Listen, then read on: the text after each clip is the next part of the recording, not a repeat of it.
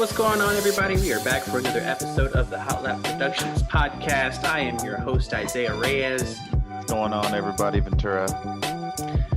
Well, guys, if you're a enthusiast buff like we are, I'm sure you saw pretty much every single ounce of news that was dropped this week, and it was a lot. Normally news is pretty scarce and we kind of have to search for it, just to be honest. This week, it was like every other day we were texting each other like, hey, bro, did you see this? Hey, bro, did you see that? So there are several cars that we're going to touch on, which is basically just going to be most of the podcast this week, because there's just so much news that we just want to touch everything, kind of have a conversation about it, and get you guys up to speed so we can go from there. So let's start off with the new Cadillac Escalade that's coming out. Reason I wanted to touch on this was outside of all the crazy features that they're actually adding with Cadillac and the automatic driving, all that kind of stuff like that. I really wanted to touch on it because this model year is relatively cheaper than the previous models. And it also comes with an optional straight six Duramax diesel, which to me is a little out there considering Cadillac's that luxury brand where they just want refinement. However, considering that GM is just one of those powerhouses in the diesel industry with the Duramax, I don't see this going wrong. And I do see the benefit of one, the diesel and the towing capacity, but also the fact that you're going to get absolutely wonderful gas mileage for a cheaper expense of running the car altogether. Yeah, I don't see any issues with this. It's not like some random automaker is putting in a diesel. Like GM's been using or had, dominance in the diesel game for a while now. So I think you work out just fine. And it's kind of cool to see it in something almost random, if you will, as the Escalade, just because who would have thought that? I would have never been like, hey, Escalade could probably use a diesel. But it's here and it's not a bad idea. So I think it'd be nice. It is nice to see them offering it, especially in the world of America where we are quote unquote scared of them. Especially with the fact that Volkswagen had their whole scandal with the Dieselgate and all that. So I wonder if we as consumers are going to buy them. I know it already interests my wife because of the fact that she is a diesel fanatic. I mean, she's owned several Volkswagens. Is she really? Oh my gosh. The Q7 that we had was a diesel. I don't know why she's into it. She turned me into it. Because working for Volkswagen for the short period of time that I did like diesel Passats. The TDIs were cool, but once I actually got behind the wheel for Audi with the 3-liter diesel, I was sold because it was just like a different driving experience. I've never driven diesel, honestly, it's very torquey. It's not a lot of horsepower, but it's very torquey. And then paired with Volkswagen's DSG, it was absolutely phenomenal. It was all-wheel drive. It was a 7-seater SUV, and it got upwards of 45 miles to the gallon on the highway. So is that the bigger thing of it? Is diesel typically gets better gas mileage than most when it's in a non-utility truck? Yeah. Once when they actually tune them to be economic, they're very economic. I have people, previous customers at the time that were hypermiling in their diesel Passats or their diesel Jettas, and they'd get 750 to 800 miles a tank. So, okay. And then a lot of those cars you could also get with manuals too. So it kind of sucks that Dieselgate happened, quote unquote. But like I said, this is definitely an interest for me. And like I said, I'm sure she's going to be super interested in it. Yeah. Diesel gas is cheaper anyways too, right? Typically? Typically, yeah. It doesn't fluctuate as much as normal fuel does, like gasoline does, but it stays pretty steady. So even when gas goes up, it's still pretty cheap. And then sometimes gas will dip below diesel. But even then you're used to paying, and plus you're at the pump a lot less anyway. Right. With the Q7, I could put $40 in it for the tank, and it'd last her all month. So it's worth it. Who's to say that this Cadillac's going to get that kind of gas mileage? We don't know until they release the EPA estimates Right. or however that's going to go. But to me, it is a very, very good option. It does compete with the European market because Range Rover does offer diesels for their SUVs. So I see a benefit. I don't know if Ford is going to counteract this and drop their 3-liter V6 that they borrowed from Renault, the Power Stroke that they're running, and pull it out of the F-150 and maybe put it in the Expedition. Who knows? We may not. We may or Mhm. may not see that. But I do think this is going to be a really good start for Cadillac. I hope, like I said, I hope we buy it.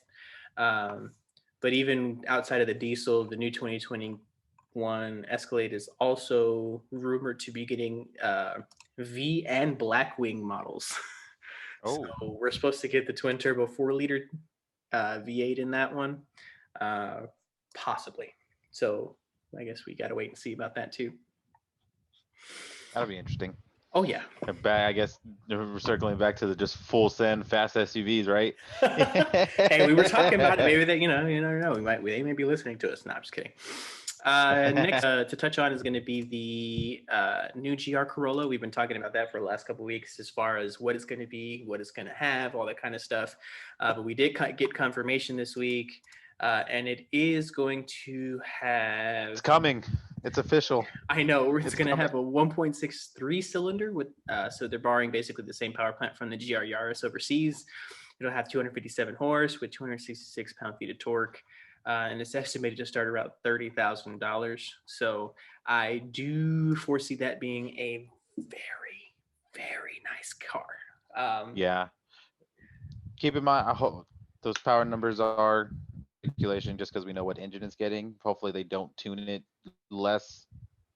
I hope they tune it more because it's a heavier vehicle, if I'm being honest. But like I said, I doubt it. I doubt the Yaris has one, but my only gripe, if nothing else, I really hope they don't put the regular manual transmission that goes in the Corolla into that car. I don't think it's going to God, because I hope the not. Corolla's getting an all-wheel drive system along. So Okay. I think that's Like going to it, be a totally different trans because power. like I said, it was just way too just light manual transmission. So I just pray it just gets like the slightest bit like just like heavier, really. Like it's just Yeah, way too like I don't. you I can don't just think. move it I don't by think pinching Toyota's it. gonna allow that to go through. I hope As not. far as with the economy transmissions that's on the current four The cylinder, regular but Corollas. right, I do think that the way that GR has been marketing their cars, I do foresee this maybe getting a power bump, like you're saying. Um, Hmm. my only concern for it is the fact that with it being a 1.63 cylinder, which I'm not knocking the displacement because I have the same displacement, but with those power numbers and the way that the Japanese market is, I'm afraid that we're probably going to have some significant turbo lag. I hope not, because it is a smaller engine. It is 3 cylinders. And how big is the turbo that they're putting on it to push that kind of horsepower out of it? I do know that it's most likely a direct injection motor. Um, but again, are we going to have a twin scroll turbo? Are we going to have some type of supplement where we're not going to have turbo lag? That's where my thought process is, especially with it being a hot hatch and it being an all-wheel drive system. Uh, Oh, it's that's gonna be my all-wheel drive. concern. That's official. It's gonna be all-wheel drive too. Yeah, Only all-wheel drive. I believe so. Oh, that'd be interesting. Yeah, That'd be so, cool.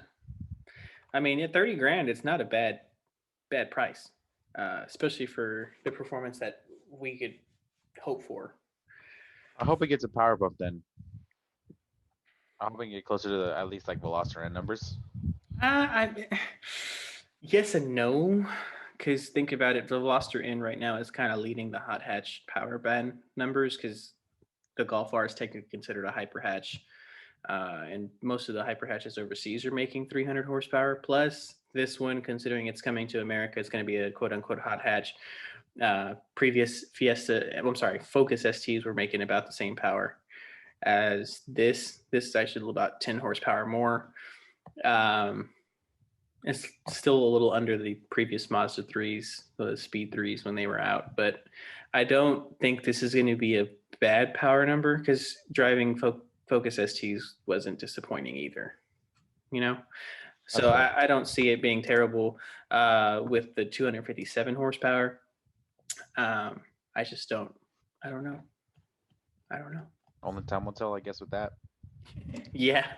Hopefully, when we get it, or once somebody decides to uh, review it overseas before we get it, I'm sure we'll know something. I don't know if you heard that somebody totaled the Yaris GR on the first test drive. Of course they did. Yeah, yeah. They put it into a I curve and really just wish we took it got out. that, man. That I don't know what it is about that GR Yaris, man. It just looks so cool. Really wish we had that car. My thing is if they did a GR Yaris, would you think they would do a GR Toyota IQ? That'd be really fun to see. No, we don't. They don't even make the IQ anymore. Well, I'm saying if they, well, I think they still make them overseas. They don't make them here anymore. But Ah, if they made IQ a was that little two door like smart car a looking smart one, car. mm-hmm, Yeah, okay. that'd be pretty cool to see. I don't need that. I'll just take the Yaris. And I'm not even saying that. I mean, just give it like 200 horsepower, 185 horsepower. That'd be pretty cool. Eh, Just too short of a wheelbase to try and corner with it. right. Better have uh, independent or else it's lifting. oh, bro, all day long. It's just gonna just roll over. Just roll over. They'd have to squash it a little bit. Next on the list is the new 2022 Honda Civic prototype that just dropped this week as well. We don't know anything about the powertrains or what it's going to have, but we do know that they are going to keep the hatchback and the SI and Type R versions. They did release a little bit about the infotainment system, so it's going to have a 9-inch touchscreen with Apple CarPlay and Android Auto capabilities. But there's nothing about powertrains or what they have,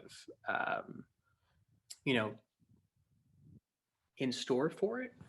I do like the prototype design tremendously. I know people are kind of like, "Oh, it's too simple," but I mean, my opinion of the current Civic, I was just like, it's a little too much.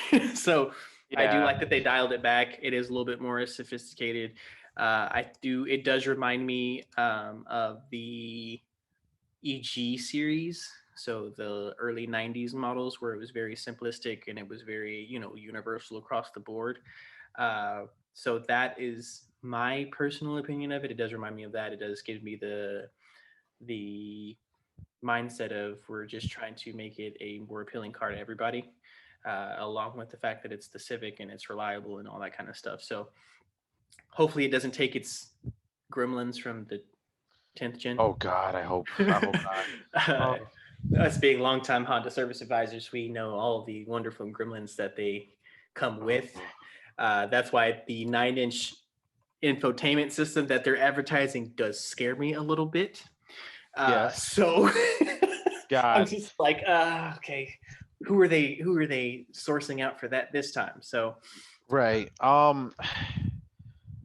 I like most angles of the car. And again, I don't know what it is with this trend right now, but something about the front fascia, I I I want to like it, but I can't. So I don't know if I'm probably I hope I don't ruin it for you saying this. The front like lower grill, mhm. the way it bumps out, bro, it looks like the Crimson Chin. All I see is just a big old square butt chin that's just sticking out at you and just ready to whack you with it. Like I don't know what it is. And then if you look at the very like just very straightforward, the way Mhm. that bottom end kind of opens up too, it honestly looks like a LE or XLE Camry without like halfway up of that grill. Because if you look, or even the Avalons too, because their aesthetic, when it's the LE or the XLE or the limited, on those cars, it's kind of just more open with like lines cutting across, Mhm. versus the sportier trims are more of a cross mesh. Right. Um, and it reminds me of that too, because there's also, I think, like where fog lights would be, or where it comes off of that front lower grill, the way it kind of just, I don't know, opens up and like kind of squares off also reminds me of the Camry as well. But yeah, I don't know, like like almost like the 3/4 view to like kind of off, but from not the 3/4 view, the 1/4 view, I guess, from the front. Hmm. I don't know, when you're kind of catacorner to the car, Hmm. yeah, that front grill just looks like it's just sticking out and just like crimson chin status. I don't know. I can understand what you're saying. I see it too. My concern isn't really the bottom half of the bumper; it's the above the grill. I feel like they extended it a little bit too far, where the paint comes down into the top of the Honda emblem. I feel like they could have just made all of that grill and left it at that. But then I also see that if they would have done that, it would look like the previous Gen Accord. So I Yeah. can see why they didn't do that. It doesn't bother me the front fascia as much. I do see where they are. What's the word that we keep forgetting? The corporate front end. There it is. I see where they're incorporating the front end Yeah. across the line. I see the inside. I see the Accord. Oh, I okay. I see, get what you know you what I'm mean now. saying? I see all the cars in the front end, so it doesn't bother me that they've done what they've done. I can understand that they did just kind of make it a little bit more sporty, did the blacked out chrome, Yeah. and just kind of made it, hey, this is our entry level car. Like it. It's You know what I'm saying? I'm not the front grill. I know I'm kind of bitching, but I'm just, or excuse me, oops, bleep. I know I'm kind of just nagging, but it's not bad. It's not on BMW status as far as Oh how the God, front no, grill's bugging me. no, no, Yeah, no. in no way am I trying to come off like that. Like I can live with this front end. I'm not Mm-hmm. gonna see it and just immediately cringe like I have been with some Mm-hmm. of those BMW front ends. Which, side note, that BMW iX can go fly off a cliff and never live on the face of this earth. If you guys haven't seen it, just It's Google it right terrible. Yeah, now. just Just Google it. you can even pause it for all I care. Just Just Google it. go Google, just swipe halfway down on your iPhone screen, BMW iX, and you're gonna see what I'm talking about, and you're gonna wish you had never looked it up. And I'm sorry, but Yes. yeah, that can just buy. But yeah, no, it's not like that. It's not bugging me in that aspect. That's just me nitpicking, really. If I'm being honest, it's not a bad looking car at all. It looks fine. I like the lines going all across it, with everything, the way everything conforms. So, It and I does think excite too, me though that this is, to me, it looks like this is going to be the sport trim model. So we're not even into the SI Type R yeah, aspect that's of what it. I was literally just about to say that. Like, let's see how the other ones look. They might change up that front grille with, Mm-hmm. different lips or fog Mm-hmm. lights or air intakes and things like that. So I'm okay. I'm okay. I mean, it looks nice. It's a good looking car. I'm Mm-hmm. not. I'm just nitpicking at that point.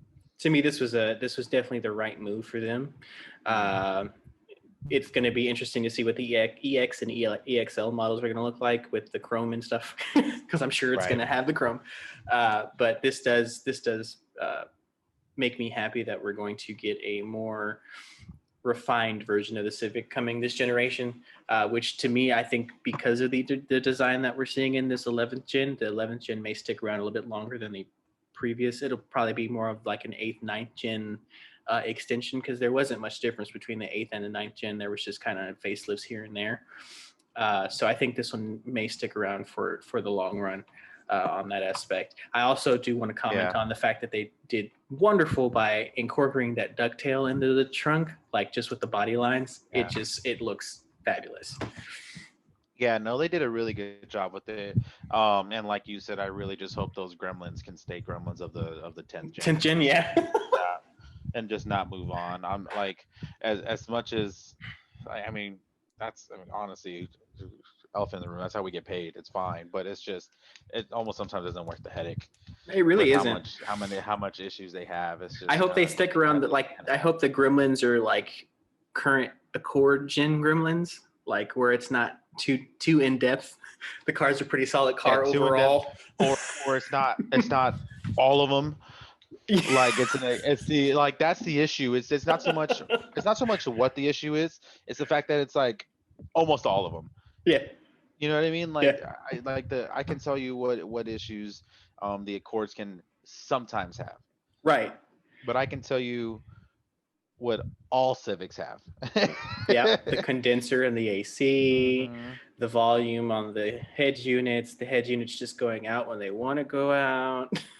the gas cap lock Oh, the actuator. actuator? Yes. That's a thing on the Accord. That's probably the most common thing on the Accord because It's so annoying when they come in. You're just like, it's not the fact that I want to get it diagnosed. It's just like, do we have it in stock? Can I get it done? right. It's just and so yeah, but yeah, the 1.5 issue, which I hope they get in line too, which I don't think that powertrain is going or that power plant's going anywhere either because it's in the CRVs as well. So I hope they get that. That's not strictly a Civic thing. That's a 1.5 Five issue. issue, yeah. Yeah, but I don't know if they can get those in lines. I swear to God, if I see the same part number for the AC parts going into the 11th gen, I'm gonna shoot someone at Honda. I promise you, I will. It's like, bro, I will what's write going on? a strongly worded, "Dear Mr. Honda." What in the world That's is it. That's going all it's gonna on? be. Just why? All caps, And then all the part question numbers. marks. And yeah. Just part numbers listed. Why? Why did you do this? Explain to me what is going on here. Let's see. Going on next is a little bit off the rails. We have the entry of a V8 Jeep Wrangler. We're getting a 392 Rubicon. It's going to have the 6.4, 470 horsepower Hemi V8. And they're foreseeing it being around like 60 grand, 60, 65 grand. So I am totally not against this. I'm kind of shocked it took them this long to do it. Knowing Considering how they've been swapping FCA power is. plants and everything. Yeah, FCA is just like, oh, we have this V8. Oh, let's backtrack. I'm surprised we don't have a 392 Caravan yet. But So, this is correct me exciting. if I'm wrong. The Jeep. This is the first time the Jeep gets a V8. I believe so, Wrangler? from the factory. Yeah, the Wrangler. Okay. Yeah, it's. I don't see anything that's going to go wrong here. Jeeps are notorious for their reliability issues, so I don't see anything. I don't see the community being problematic with that. If there is any to come, I because do. the 6.4 is Dodge's kind of most solid engine, right? Really? Mm-hmm. It's the most solid Hemi out of all of them. It doesn't have as nearly as many lifter or rod bearing issues like the 5.7 like mine is currently having now, or the 6.2s. So I do think this is going to, like I said, it's going to be a very good power plant for the engine for the Wrangler. They are saying it's going to do 0 to 60 in 4.5 seconds, and it's going to be 13-second quarter mile Jeep, which I mean, if you're going to use your Jeep for that, then cool. But I do see that this is going to be one hell of an off-roader. It's going to be very capable with the horsepower and torque numbers that they're going to deliver with it. So I don't see anything wrong with this at all. Hopefully, it doesn't add too much weight to the front. I think that would be the only thing as far as an off-roading standpoint. Mm-hmm. If they can make sure that the front end weight doesn't change too drastically, or they're able to compensate for it, then yeah, I think that would be the biggest, and that's just strictly for off-roading. If people, and I don't really see exactly, and I don't really see an issue with it because considering the fact that it's probably getting that increased rate, it does look like they supplemented the suspension with it. From just the pictures that I'm looking at it, they did supplement the suspension, and it's getting 33-inch bridge. What are they?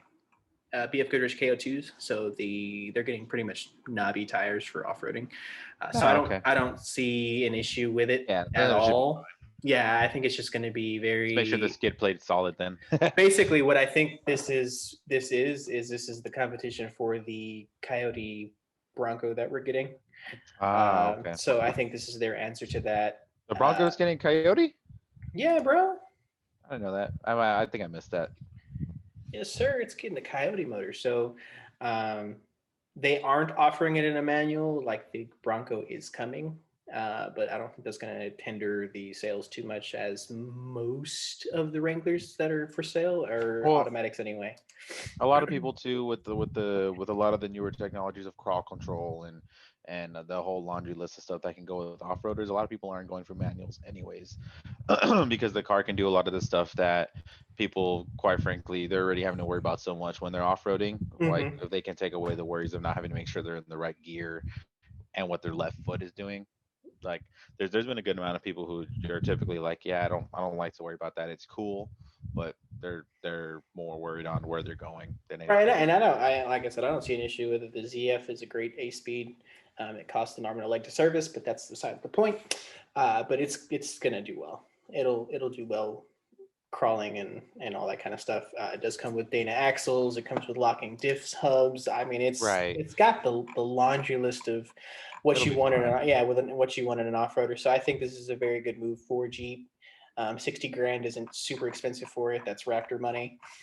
So Right. I don't see any issue with this. I do expect it to probably sell out like most Mopar FCA products do before it even hits the floor. Right. So this should be a very good addition to the Jeep lineup. This does prompt me: are we going to get a limited run Hellcat version? I won't be surprised. Are we just gonna, hey, here's the 6G So the Hellcat supercharger. motor. Yeah, here we go, bro. Let's see how fast I can get 0 to 60 off road in my Wrangler.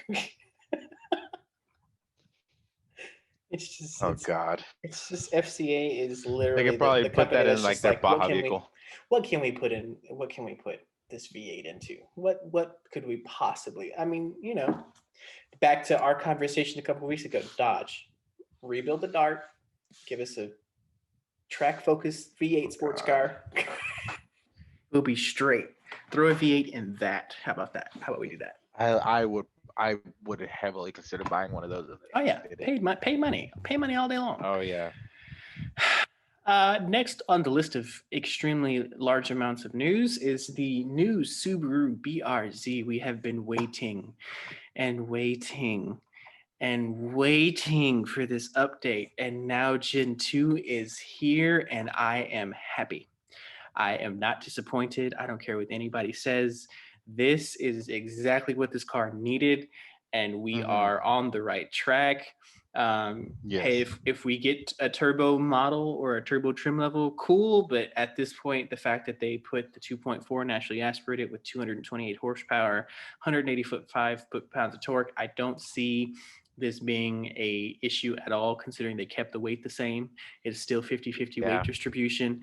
The car, as long as they get rid of Right. the torque dip, we are on It's solid. par to have Even if we never saw a turbo version come in the future, as no. long as the torque dip is gone, I'm solid. I'm Oh, all the way okay with it. to But and it would be really cool if we saw an STI/GR version though with the turbo. I think that'd be pretty dope. that would be very Like good. that Very would good. be really cool. But then at that point, at least on Toyota's side, what does that do for the 2 liter Supra? That's the Yeah, yeah. And see, that's the I tricky think part. that was the hitch in the carriage there for Toyota, and the development with Subaru is okay. We can't necessarily turbo this because it's going to hit our Yeah. Supra, and if we put the same power in, then it's going to hit your WRX. So how are we going to find the medium? 240 horsepower in a turbo would have been perfectly fine, but again, that's still too close to the Supra for us to be like, hey buddy, I'm gonna spend the 5 to 10 grand less for the Less for for the the 86. BRZ It's just gonna be, it's worth it. You know what I'm saying? for the Um, 86. Excuse me. Yeah. so they kept the the 2+2 style of the interior. They didn't really change anything there. I don't. I'm not a big fan of the front fascia. I love the rear end, uh, but I mean, You as see, far I'm as flipped. I know, I'm flipped on that. So the back end, I think, and this also I'm gonna go circle this back with the Civic too. I think I need to see him in person hmm to kind of for it to hmm grow on me a little bit more because again, I don't hate it like I do some like the BMW issues that they got going on with their designs. I don't hate it in that aspect, but the back end of this BRZ just there's it looks like too many things that they like took inspiration of and just like almost knockoff-ish, if you will. So like I look at that rear end, I see a part of like a 16 Accord coupe. I also see a Chevy Volt in it.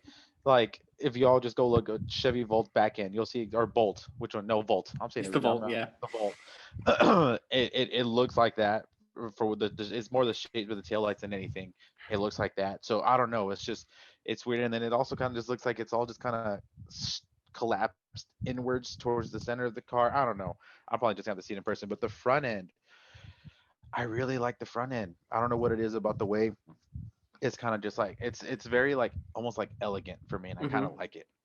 It's Mm-hmm. almost kind of the way in as far as its elegancy is almost like a Aston Martin, like Maserati almost type feel, if you will. Even partially the way some of the angles look almost Corvette-ish, like C7 Corvette-ish, as far as how it kind of slopes around everywhere, if that Right. makes sense. Right. So I don't know. I really like the front end. I think it looks really good, but apparently that's the gripe for a lot of people is the front end. Yeah, and it's the front end. Don't get me wrong; it still looks good. I'm still happy with the design overall.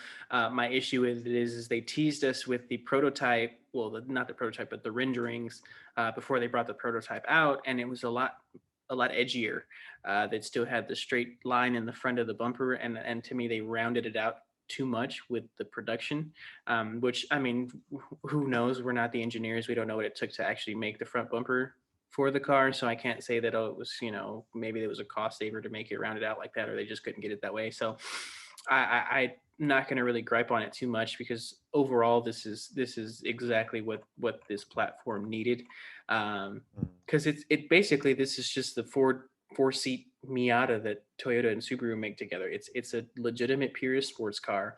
It's going to be absolutely wonderful. And for everybody who's like, well, it's still not boosted or it's still not making enough horsepower, I don't have That's an not what issue this with is it meant to be. because, yeah, this car is not meant to be a streetlight racer. It's not meant to be a fast straight line car. This car is literally to be a canyon carver, a car that you have fun with, that you take out on, autocrossing or track days and just have fun with, a cheap sports car. Right. And that's exactly what it is. 228 horsepower is exactly what we're seeing in the GLI and the GTI. So you can't say that that's not enough horsepower. Yes, the torque Right. numbers are kind of low, but think about it. The car's under 3,000 pounds. What issues are we going to have? It's still coming with a 6-speed manual, so we can't complain it doesn't have a manual. You have the Right. automatic option. There's still going to be trim options from base to limited. So I mean, we're going to have. Interior looks really nice too. They got rid of the boy racer interior, so it still looks Yeah. wonderful. It's refined. The digital gauge cluster is beautiful. It looks like they've finally put a worthwhile stereo system in it because Subaru is just as bad as Honda when they source them out. So it looks like they actually went decent with the actual infotainment Yeah. system. So I don't see. I'm not upset with the new platform. I Like think we this is said, as long exactly as what as it long needs. as that torque dip is gone, it's gonna be solid. Literally, because And I mean, even the previous one with the 2 liter with the torque dip, as long as you manage to keep it above 5,000 RPM while you're driving or having fun with it, it's golden. You may not right. have a whole lot of room to rev it out, but I mean, the car was a lot of fun in that RPM range. I bet I'll be willing to bet money that Mazda took a little bit of a sigh of relief when they found out it wasn't turbo though, because then they don't have to do anything to Miata now. Yeah, exactly. We don't have to get a speed Miata, but no, I'm really excited for it. I want to see what the performance pack options are going to be with, do they still have a partnership with Brembo? Are we going to get a TRD model in the 86? Are we going to get a GR model in the 86? Are we going to get STI? So there's a lot of room for improvement, I guess you could say, not really improvement, but necessarily refinement for the car. But this is, like I said, this is exactly what we needed. I like how they kind of took the car and made it a little bit more sophisticated. It's not very boy racer, but at the same time, even with the boy racer looks, it was still selling out. So I don't see this being a flop. I just don't. I think this is exactly where we needed to go. And if they keep bringing these cars the way that they are with the refinement into the tuning and the you and the car feeling, where you feel a part of the car when you're driving it. I don't foresee the BRZ 86 platform going away anytime soon. Cool. Next on the list, we have this is my most exciting one because this is going to be my new car. Hyundai has confirmed that we're getting an Elantra in the States. I have been waiting for this since 2017. This has been, y'all just don't understand. I am the most heavily, I don't even know how to put it. Me and Korean cars are like this. So I have been following the release of this car since it released in Europe almost 4 years ago. It has been killing the ring as far as a track car goes. It has been uh, selling like hotcakes overseas in England and Germany and Korea. And I mean, it sucks that we don't get it, but I'm telling you that now that we are going to get it, yes, we're not getting the hatchback form, but we are getting a sedan. I am for it. I know that everybody's like, oh, the Veloster in this and the Veloster in that. We wouldn't have a Veloster in if we did not have the Elantra in. And that car is it is an epitome of refinement in the Hyundai realm of sports cars. I'm telling you that this is going to be an extremely fun car. You are going to see the difference between the Veloster and the Elantra chassis. It's not a big difference, but the handling characteristics are totally different. This car is a very flat cornering car. The acceleration is insane. They are giving a lot of the powertrain updates to it. It is getting more torque than the previous platform as far as the Veloster N goes with the 2 liter. It's getting a little bit more track options as well. But this is going to be a fun, fun, fun car. I am overly ecstatic. It's going to be around 30 grand. And we are supposed to see it at hitting the showrooms at the fall of next year. But I am going to be ready. I am probably going to put a deposit down on one because I want it. Well, they didn't really leave me much room to really say much else at this rate. But I guess I will say this: anyone on here who is listening that has any form of bad stigma towards Hyundai Kia, it's time to throw that out the window. It really is. They're doing things. They've been making strides everywhere else that's not the U.S. And quite frankly, they've been making strides here too. But in the sports car world of things, they are going to. They have already, but they will continue and continue to make strides and surprise everybody. And it's time to start paying attention to them. It really is. Because I've watched videos of even cars that we're probably never going to see just because we don't like small cars, but even like the i20N, the guy, the press release that I saw for the guy, I think he was in Australia driving it, like could not get enough of driving that car. He was in that same video, he was praising the i30N too, which is the Elantra hatchback. That's just, it's sold overseas as numeric, like everything else is. For whatever reason, we like names, everyone else is fine with numbers. um but yeah, they have been making strides. They will continue to make even better strides. So it's time. Yeah, It's I time. have to say that people assume that Americans have been hard on Hyundai Kia the last 30 years that they've been in production. But I will tell you that no one had been as hard as the United Kingdom and the Germans as far as it went with Hyundai Kia. They were very snobby when it came to it. They're just econobox throwaway cars to them. Uh, and because they were the ones who originally got the new i30N, which is the Elantra GT in the States, and they got the N version with the 2 liter and the 275 horsepower, that car has literally broken records of sales numbers in the UK, Germany, France, Italy, because the car is just that good. There's people who are selling their GTIs for this car. Right. That's how good it is, and they have the Australians can't get enough of it, but they've also been kind of sought after there to begin with. So I didn't foresee them being very stigmatic with them. So the fact that the Australians accepted it was not an issue for me, but the fact that we are finally getting some of the performance bred Korean cars that we haven't had access to in the last 5-10 years is really where I'm excited, because if you guys only knew the cars that we didn't get here that are available overseas, and the powertrains that Hyundai and Kia have developed and how far they have come, it's if we're gonna get this and if we buy it and we praise it, we're gonna get more of their cars. Um, the G70 platform wasn't new when it came to the States. The Stinger platform Right. wasn't new when it came to the States. A lot of the cars that we get aren't new for them. They're literally just either rebadging them and sending them overseas, or they're just giving us a watered down version of it. So I am extremely excited for this Elantra. I have watched several videos on it, as far as a lot of the YouTubers who are reviewing the vehicle, and they Hyundai literally just disguised a Korean version and brought it overseas.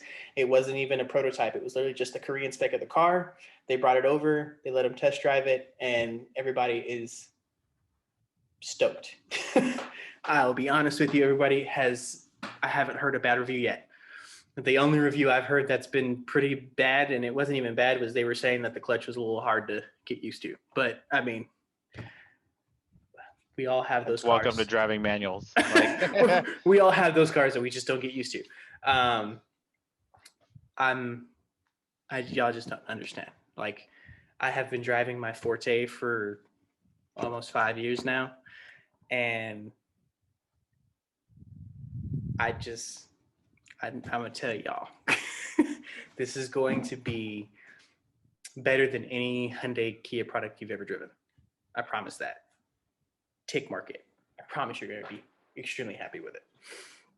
and if it's not, he'll buy the car for you. No, I'm just kidding. Haha, you're right. I'm telling you, but I'm seriously going to be standing in line, or I'm going to call the nearest dealership to put my deposit down, because line. right, I'm standing in line. I'm Yeah, there's getting not that a car. line. It doesn't matter. I'm It's still Rona, getting bro. that Come car. on now. There's no lines. Right, it's Hyundai. But no, yeah, I cannot express to you guys enough, especially if it stays in that $30,000 mark of pricing. Um, it's totally worth it. It's going to be just great. I can't wait. I cannot wait. And that actually brings us into our last car that got released, which is the new Golf R. So we've got some information on it for the 2022 model. We are looking at a bump in horsepower from 288 to 315, and also 310 foot-pounds of torque. So it's going to be a pretty substantial bump from the previous Golf generation. We all know that Golf, we all know that Volkswagen underrates their cars. We all know that. So, suspect to see that those numbers are Really, 340, 350. yeah, in a wonderful, refined hot hatch. I'm not going to say that the Golf is the best one ever made, but the Golf R has been the most consistent, and it is always going to be the best all-arounder when you're looking Yes. for the car in this segment. Volkswagen has pretty much made their living off of that for the GTI Golf R vehicles, Yes. because as a hatchback, that car it may not be the fastest, it may not have the most horsepower, but it is very tunable and it's very usable in everyday use. So I am excited to see this new one. The design of the new car is very nice. So I'm ready to see this and drive it. I really like how they were able to make the Golf R overall more aggressive and actually look sporty without taking away the simplicity of what a Golf represents. Hmm? You know what I mean? Like they Yeah. put like a slightly with like the performance pack, top notch, whatever, a slightly bigger actual spoiler off the back, but nothing super crazy. It's not Golf R or even XSE Corolla, crazy. It's Hmm. just there, but you can tell it's the sporty version. Same thing with the diffuser in the rear. Same thing with the lip up front. Like you can tell this car means business, but you can also roll up to it in your nice corner office job and not look like you're just like trying to show off. Right. So yeah, they did a really good job with the looks and stuff. I'm really excited to see performance wise how it goes off because like we all know that and the hyper hatches competitive scene or within its competition. Sorry, um, if I'm not mistaken, it has the last gen has the fastest 0 to 60. Um, if I'm not mistaken, it's like in the It threes, it right, or it the was, fours, yeah, it or not was threes, it fours. was the Sorry. quickest to 60, but it got beat out by the current gen Renault Megane. So Ah, yeah. so something we don't see. So in the Which, hold states, on. Side note, real quick, we might start seeing those because the Nissan Renault uh, partnership may tie into the states market now, so we may start seeing Renaults back in the states again. oh, interesting. That'd be kind of cool. Mm-hmm. Um, Oh, cool. But yeah, anyway, as of right now, currently the last one still has the fastest 0 to 60. There was supposed to be a drift mode in this one, like the RS Yup. had. So that'll be kind of cool. So I'm really excited to see this really get like people actually driving them, testing them, actual see some official numbers, things like that. And then I'm also really curious to see what this means for the GTI as far as where that power band ends up being, or that those power numbers end up being, how that just how that car ends up being as a whole as well as a performer. So, because I mean, it's gonna everything in nice is gonna everything inside is gonna look and feel nice. Like that's always a given with the Golf.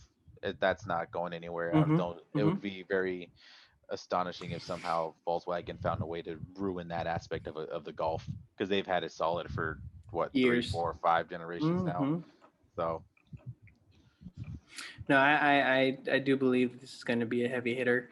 Um, I do like that they're keeping the 6-speed manual, where most people are moving away from it. mhm. But with the drift mode and all the other drive modes, I'm excited to see where it's going to land and see if it's going to get aggressive when it needs to get aggressive, and if it's going to cool off when it needs to get cool off. Because the complaint with the previous gen is that it doesn't get aggressive enough.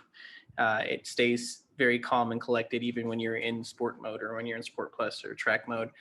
So the fact that this one does offer those modes again, including the drift mode, I do believe that it may get a little bit more aggressive than the previous gen. I just I don't know what to say. In the famous words of Jeremy Clarkson, the Golf GTI Golf R, it's a car that you can hoon on the way home from the kids, but when you pull up to a 5-star restaurant, the valet will open the door for you. So Right. these are just the aspects of owning a Golf. I've never made the jump to ever buy a GTI or consider buying a Golf R, but the ones that I have driven, the ones that I have been in and been around, they're nice places to be all the time. Right. I think I've said this on the show already before. I've always wanted one, but and the only reason why I didn't get one was because again Isaiah brought up a wonderful point that I am young and single, and why not get the crazy muscle car while I can. But trust, the second I have a life-changing event where I need a back seat, the Golf is going to be one of the top on that list to go check out. Oh yeah. Especially if at that time it's that this gen that's about to be released. Yeah, trust, I might go get the Golf R instead of anything else. So it's always and probably will always be on the top of my list of vehicles that I want. But like I said, it was just more of where I'm at in life that I was like, why not? Mm-hmm. With the car I have now. But yeah, I've always always have wanted a Golf. Yeah, guys, me trying to pry him away from the Golf was pretty hard when we were having this conversation. So And I believe was me still when I looking say, too. yeah, he was still looking. Believe me when I say that I was just like, dude, if you're going to spend that money, you might as well just get a Camaro or a Mustang, or you can get a V8 for that money. If you're going to spend that kind of money. So he finally broke down and listened to me. But trust me, prying him away from getting a Golf R was very hard. It was. It was. Well, guys, that wraps up the episode for this week. Thank you for joining us. It was good seeing everybody again. If you guys have questions or concerns, Let me back up. I'm giving a CSI spiel. That was a CSI spiel all day long. I'm keeping that in there too. Oh my god! If you have any questions or concerns, please feel free to give me a call so that Give me a call. I can address Insert them. direct line. If you cannot give me all fives, yeses, man. and excellence, I would greatly appreciate if you give me a call And first the before you submit that crazy, survey. I didn't question you. I was gonna roll with it. Had you not said anything, I wouldn't have caught it because I say that however many times a day too. We say that 50,000 times a day, guys. Let me tell you that something. was awesome. I love it. If Questions you or listen concerns? if you listen to this podcast and you go to the dealership to get your car service, by the way, please go to the dealer and get your car service. Yes. It's cheaper than you going to Jiffy Lube or Lube and Go or Joe's Automotive. I promise you, a full synthetic oil change is not going to run you $125. It's going to run you like $80, and you're going to get a full service from us. And when you got to do the other fluids, I promise you that $40 difference is not worth it. I promise you, it's not. We will get it right every time. And this is not coming from me being an advisor or a service manager or any of that. It is being in the business for this long and seeing how many people have mess ups over doing it right the first time, and they could have just went to the dealer in the beginning and spent sometimes less than you would have spent at Joe's mechanic shop down the street. And even if we're humans, we got you got to accept that we're humans. But let's say there is a mess up, you got the backing of a dealership to make it right for you. They're going to take care of it you. is. We can contact the manufacturer if something's wrong with your car and no one else can figure it out. And if we can't figure it out, we can say, hey, look, Honda. Hey, look, Hyundai. Hey, look, Ford. Such and such is going wrong with this wonderful customer's car. They come and they bring their car for service every 3,000 to 6,000 miles. They do all of their flushes here. They have put tires on their cars here. And I promise you, they're going to take care of you free of charge. Sometimes they'll make you pay a little bit depending on how old your car is, but nine times out of 10, if you're still within general warranty time, they're going to pay for it. And they're going to take care of you because they want to keep you as a customer. But I promise you, taking your car to your Tio Juan's or taking it to your best friend's mechanic who's down the street and lives next door to you, it's just not worth it. And then those of you who say, why do my oil changes on my own? I understand that. Been there, done that, got the t-shirt, coffee mug, and the trophy. I'm going to tell you, from now on, all of my cars go to the dealership because there is such a thing called Carfax. And there is such a thing called your manufacturer checking the Carfax when you need an engine or a transmission. And they're going to be like, well, sir, we don't have records from X mileage to X mileage. And you know what they're going to tell you when you need an engine and you have been doing your oil changes? Sorry, we can't help you. Yep. And honestly, the hour and a half it takes you, you're gonna spend $30 on oil, another $5 on your filter, and then the whole jacking it up your own, putting it on jack stands, getting underneath, draining it. When you can go around the corner and spend $30-$40 at your dealership for a full synthetic oil change. And if they're not that busy, have it done in 45 minutes to an hour. Mm-hmm. On a Saturday, no more than 2. And we take care of looking at all the components on your cars. And I promise you, the right advisor, I'm not vouching for all advisors because some of them are stupid, but the right advisor is going to take care of you and let you know what the car needs and not try to gouge your pocketbook. They're just going to try and let you know, hey, look, I know you may not have the money. What do you have right now? But this and this are necessary. And most of the good advisors that I'm talking about are going to take you outside into the shop and show you what's going wrong with the car rather than just trying to tell you what's wrong with the car. Or send you pictures if you're not there. There you go. So we are just speaking from experience. It's just better to do it, to take it to the dealership. I know that y'all think it's not the 80s and the 90s and the early 2000s anymore. It doesn't cost you $3,000-$4,000 every time you come through the door.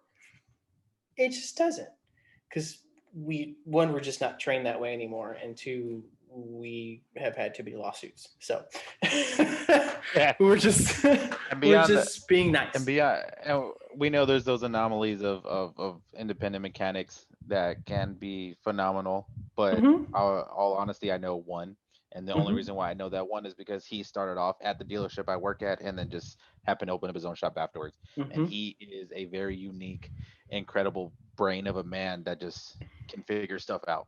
He Mm-hmm. is like diagnosing master. It's Yeah. unreal. But that's the only reason I know one. He's the only person that I would probably, if it wasn't the two techs in my shop, that I would let work on my car. Mm-hmm. So Mm-hmm. And there those are are some rare. stores that are mod friendly. You just kind of have to feel them out. 9 times out of 10, if you're just straight up and honest with the advisor or the service manager or whoever you're talking to at the time, they don't necessarily jip you for modifications all the time. So just have that conversation. But I do want to just Just be smart advise. with your mods. Yeah, I just want to advise our listeners that it really does pay you to go to the dealer.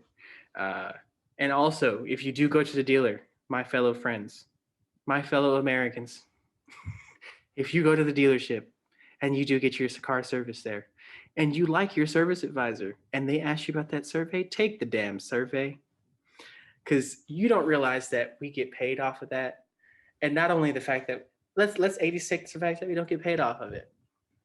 I won't have a job if you don't fill out that survey. I'm telling you, the amount of nagging that goes on about these surveys for your service experience Is is unreal. unreal. So if you could please just make my job that much easier and make us Five all yeses and happy. excellence. 5 yeses and excellence, tens. Uh, Sometimes even with Ford, you ain't even got to take a whole survey. If you just give me 5 stars and click submit, you skip the whole survey and I get 100. And that just makes my life easier. So those of you who listen to us and who love us so dearly, it don't even have to be us. Wherever you take your car to get serviced in your metropolitan area, please give them the utmost respect and take the survey. The survey. They Please. did you dirty. I get that. But even if it was just like you came in like it was an order taker, still help them out. Still take care of them. Even if they didn't ask you how your day was, What you got planned for the weekend? if Like, they didn't pop your hood and turn your wheels, if yeah. they didn't get under the car and take a picture of your leaky tire steering rack and didn't tell you about it, if they just handed you the multi-point inspection before you walked out, please just take the survey. It makes my job easier. It makes Honda's job easier. And I will tell you one thing: we won't get fired. And if you take that survey and we don't get fired, we get extra money. And I don't know about you, but I got to keep these lights on and them children fed. So please take the survey. Please just take the survey. That is Both all. both We side thank note you. that all stem from Isaiah messing up the outro. Right, right. I just we understand that we took a tangent, but we love you all. We thank you for joining us today. Please like and subscribe and comment and give us 5-star ratings on Apple Podcasts. Please share. It doesn't hurt and don't cost you no money to share. We thank you for sharing because there are other gearheads just like you who like to listen to us, and we appreciate it. Uh, Yes. Before I start having an outing prayer, we just want to hope to see you next week. And if you have any questions, please feel free to ask on our pages. We have Twitter, Instagram, and Facebook, and we'd love to hear from y'all. Let us know. Give us topics. We can't promise we'll have another news fed week like we just had. So Mhm. whatever y'all got, let us know. We'll get her done. We'll get her done. And plus, the more questions you have, the more stuff we have to talk about. Even if you're debating buying a car, hey, what car should I buy? Send them in. Yes. We'll debate it for you. We'll tell you other things to drive. We'll give you drive homework. New, used, don't matter. Let us know. We got you. Well, later, y'all. Sounds good. Oh, happy Thanksgiving. Yes. Happy Thanksgiving. Stay safe.